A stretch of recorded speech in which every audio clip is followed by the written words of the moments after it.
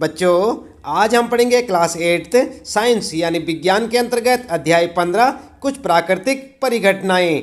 हम आपको बताएंगे बच्चों इस पाठ से संबंधित प्रश्नों के उत्तर अभ्यास प्रश्न उत्तर में। तो चलिए शुरू करते हैं। सबसे पहला प्रश्न है यहाँ पर आपका प्रश्न 1 तथा 2 में सही विकल्प का चयन कीजिए। और पहला प्रश्न है बच्चों, निम्नलिखित में से किसे घर्षण द्वारा आसानी से आवेशित नहीं किया जा सकता। और यह है यहाँ पर आपके 4 ऑप्शन है बच्चों, आपको करेक्ट ऑप्शन चुनना है। क है प्लास्टिक का पैमाना, ख है तांबे की छड़, ग फूला हुआ गुब्बारा और घ है ऊनी वस्त्र। तो क्या लिखेंगे आप उत्तर में? उत्तर में आप लिख सकते हैं बच्चों घ वाला ऑप्शन आपका बिल्कुल करेक्ट है, ऊनी वस्त्र। ठीक है। इसके बाद बच्चों अगला प्रश्न है आपका दूसरा, जब कांच की छड़ को रेशम के कपड़े से रगड़ते हैं तो छड़, और यहाँ पर जो है आपके लिए ऑप्शन है बच्चों क है तथा कपड़ा दोनों धनावंश अर्जित कर लेते हैं।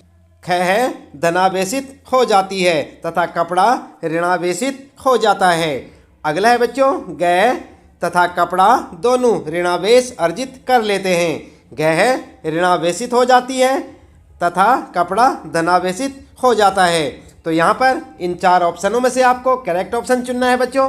क्या लिखेंगे आप अपने उत्तर में? उत्तर में आप लिख सकते हैं बच्चों ख वाला ऑप्शन आपका बिल्कुल करेक्ट होगा, धनावेशित हो जाती है तथा कपड़ा ऋणावेशित हो जाता है। ठीक है। इस प्रकार से आप अपने पहले और दूसरे प्रश्न का उत्तर लिख सकते हैं। इसके बाद बच्चों आइए देख लेते हैं तीसरा प्रश्न है, निम्नलिखित कथनों के सामने सही के सामने टी तथा गलत के सामने एफ लिखिए, यानी कि आपको ट्रू और फॉल्स बताना है। तो यहाँ पर आप देख सकते हैं बच्चों क है आपके लिए सजातीय आवेश एक दूसरे को आकर्षित करते हैं। तो करते हैं क्या? क्या लिखेंगे आप उत्तर में? उत्तर में लिख सकते हैं आप एफ। एफ यानी कि फॉल्स, ये गलत है। ठीक है। दूसरा है बच्चों ख, आवेशित कांच की छड़ आवेशित प्लास्टिक स्ट्रा को आकर्षित करती है। ट्रू या फॉल्स बच्चों? उत्तर में लिख सकते हैं आप ट्रू, यानी कि ये सही है। इसके बाद अगला है बच्चों ग, तड़ित चालक किसी भवन की तड़ित से सुरक्षा नहीं कर सकता। ट्रू या फॉल्स? आप लिखेंगे फॉल्स, यानी कि ये गलत है। और इसके बाद घ है बच्चों फिर अगला, भूकंप की भविष्यवाणी की जा सकती है। ट्रू या फॉल्स? तो आप क्या लिखेंगे? आप लिखेंगे फॉल्स, यानी कि नहीं की जा सकती। ठीक है। इस प्रकार से आप अपने तीसरे प्रश्न का उत्तर लिख सकते हैं बच्चों। आइए देखते हैं यहाँ पर चौथा प्रश्न है, सर्दियों में स्वेटर उतारते समय चट चट की ध्वनि सुनाई देती है, व्याख्या कीजिए। आपने देखा है बच्चों जब आप स्वेटर उतारते हैं तो चट चट की आवाज़ सुनाई देती है, क्यों आती है? चलिए उत्तर में देख लेते हैं। उत्तर लिखेंगे जब हम सर्दियों में स्वेटर उतारते हैं तो वह हमारी त्वचा से रगड़ खाती है, जिससे बाल खड़े हो जाते हैं। अत्यधिक आवेशों के इकट्ठा होने की वजह से चट चट की ध्वनि के साथ चिंगारी भी दिखाई देती है।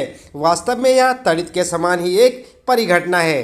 ठीक है बच्चों। इस प्रकार से आप अपने चौथे प्रश्न का उत्तर लिख सकते हैं। इसके बाद बच्चों आइए देख लेते हैं यहाँ पर पांचवा प्रश्न आपका, जब हम किसी आवेशित वस्तु को हाथ से छूते हैं तो अपना आवेश खो देती है, व्याख्या कीजिए। तो ऐसा क्यों होता है आपने बताना है। उत्तर में आप लिखेंगे बच्चों, यदि हम किसी आवेशित वस्तु को हाथ से छूते हैं तो उसका आवेश हमारे शरीर से होकर पैरों की सहायता से पृथ्वी में चला जाता है और आवेशित वस्तु अनावेशित हो जाती है। इस प्रक्रिया को भूसंपर्कण कहते हैं। आई बात समझ में? इस प्रकार से आप लिख सकते हैं अपने पांचवें प्रश्न का उत्तर, साथ साथ याद भी करते रहें। अगला है बच्चों छठा प्रश्न, उस पैमाने का नाम लिखिए जिस पर भूकंपों की विनाशी ऊर्जा मापी जाती है। इस पैमाने पर किसी भूकंप की माप 3 है।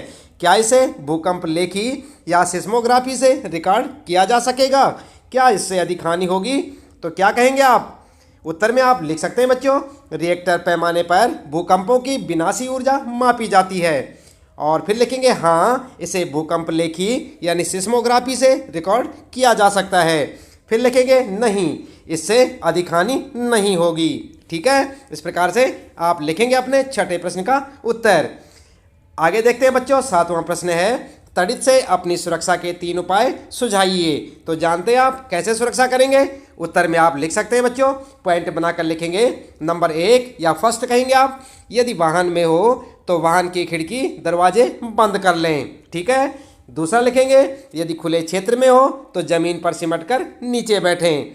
अगला लिखेंगे बच्चों, विद्युत तारों तथा धातु की चीज़ों को ना छुएं। आई बात समझ में? इस प्रकार से आप तड़ित से सुरक्षा कर सकते हैं। अगला है बच्चों 8वां प्रश्न, फिर आवेशित गुब्बारा दूसरे आवेशित गुब्बारे को प्रतिकर्षित करता है, जबकि अनावेशित गुब्बारा आवेशित गुब्बारे द्वारा आकर्षित किया जाता है, व्याख्या कीजिए। तो क्या लिखेंगे आप उत्तर में? उत्तर में आप लिख सकते हैं बच्चों, सजातीय आवेश एक दूसरे को प्रतिकर्षित करते हैं, इसलिए आवेशित गुब्बारा दूसरे आवेशित गुब्बारे को प्रतिकर्षित करता है। हम जानते हैं कि आवेशित वस्तु अनावेशित वस्तु को आकर्षित करती है, इसलिए अनावेशित गुब्बारा दूसरे आवेशित गुब्बारे द्वारा आकर्षित होता है। ठीक है, इस प्रकार से आप लिख सकते हैं बच्चों अपना उत्तर। आगे देखते हैं 9वां प्रश्न है। यहाँ पर चित्र की मदद से किसी ऐसे उपकरण का वर्णन कीजिए जिसका उपयोग किसी आवेशित वस्तु की पहचान में होता है। तो क्या लिखेंगे उत्तर में बच्चों? उत्तर में आप लिख सकते हैं, एक खाली बोतल को बड़े से गत्ते से ढक दें, फिर गत्ते के बीच में छेद करें, फिर इसमें चित्रानुसार पेपर क्लिप खोलें। इसके बाद 4x1 सेंटीमीटर यानी कि 4x1 सेंटीमीटर साइज़ की 2 पट्टियों को पेपर क्लिप पर चित्रानुसार लटकाएं, फिर उसे गले के अंदर लंबवत डालें। इसके पश्चात आवेशित रिफिल को पेपर क्लिप के सिरे से स्पर्श करें। समान आवेश वाली पट्टियां एक दूसरे को प्रतिकर्षित करती हैं और फैल जाती हैं। इस प्रकार की युक्ति का उपयोग इस परीक्षण के लिए किया जा सकता है कि कोई वस्तु आवेशित है या नहीं। इस युक्ति को विद्युतदर्शी कहते हैं। ठीक है बच्चों, तो इस प्रकार से आप लिख सकते हैं अपने 9वें प्रश्न का उत्तर। जहां तक चित्र की बात है तो आप अपनी पाठ्य पुस्तक में देख सकते हैं। अगला फिर आपके लिए 10वां प्रश्न, भारत के उन 3 राज्यों यानी प्रदेशों की सूची बनाइए जहां भूकंपों के झटके अधिक संभावित हैं। तो क्या लिखेंगे आप उन 3 राज्यों के नाम? उत्तर में लिख सकते हैं बच्चों, राजस्थान, कश्मीर और कच्छ का रण यानी कि गुजरात। ठीक है, इसके बाद देखते हैं यहाँ पर 11वां प्रश्न है, मान लीजिए आप घर से बाहर हैं तथा भूकंप के झटके लगते हैं, आप अपने बचाव के लिए क्या सावधानियां बरतेंगे? तो क्या करेंगे बच्चों आप? उत्तर में आप लिख सकते हैं, यदि हम घर से बाहर हैं और भूकंप के झटके लगते हैं तो हम निम्नलिखित सावधानियां बरतेंगे। पॉइंट बनाकर लिखेंगे। फर्स्ट, भवनों, वृक्षों तथा ऊपर जाती विद्युत लाइनों से दूर रहेंगे और खुले स्थानों को ढूंढ धरती पर लेट जाएंगे। ठीक है। दूसरा लिखेंगे, यदि वाहन में होंगे तो बाहर नहीं निकलेंगे और धीरे धीरे सुरक्षित स्थान पर पहुंचेंगे। आई बात समझ में? इस प्रकार से आप अपनी सुरक्षा कर सकते हैं। अगला प्रश्न है बच्चों 12वां, मौसम विभाग यह भविष्यवाणी करता है कि किसी निश्चित दिन त्वरित झंझा की संभावना है। मान लीजिए उस दिन आपको बाहर जाना है, क्या आप छतरी लेकर जाएंगे? व्याख्या कीजिए। तो क्या लिखेंगे आप उत्तर में? क्या करेंगे आप बच्चों? उत्तर में आप लिख सकते हैं, यदि मौसम विभाग यह भविष्यवाणी करता है कि त्वरित झंझा की संभावना है तो उस दिन हम छतरी लेकर बाहर नहीं जाएंगे, क्योंकि यह सुरक्षित नहीं है। क्योंकि त्वरित झंझा एक प्रकार का विद्युत वित्सर्जन है और छाते की डंडी धातु की बनी होती है, इसलिए त्वरित उसके पाइप पर आघात कर सकती है जो कि खतरनाक है। ठीक है बच्चों, इस प्रकार से आप अपने इस प्रश्न का उत्तर लिख सकते हैं।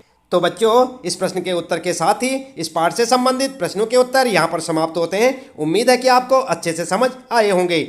इसी प्रकार लगातार कक्षा 8 साइंस यानी विज्ञान के सभी पाठों के प्रश्नोत्तर जानने के लिए आप लगातार जुड़े रहें हमारे साथ। और यदि आप चैनल में पहली बार आए हैं तो चैनल को सब्सक्राइब अवश्य कर दें, बेल आइकन भी दबा दें बच्चों, ताकि आपको आने वाली प्रत्येक पाठ की वीडियो की नोटिफिकेशन मिलती रहे और जानते रहे अपने कक्षा 8 साइंस यानी विज्ञान के सभी पाठों के प्रश्नोत्तर हमारे साथ। मिलते हैं फिर अगली वीडियो में नए पाठ के कुछ नए प्रश्नोत्तरों के साथ।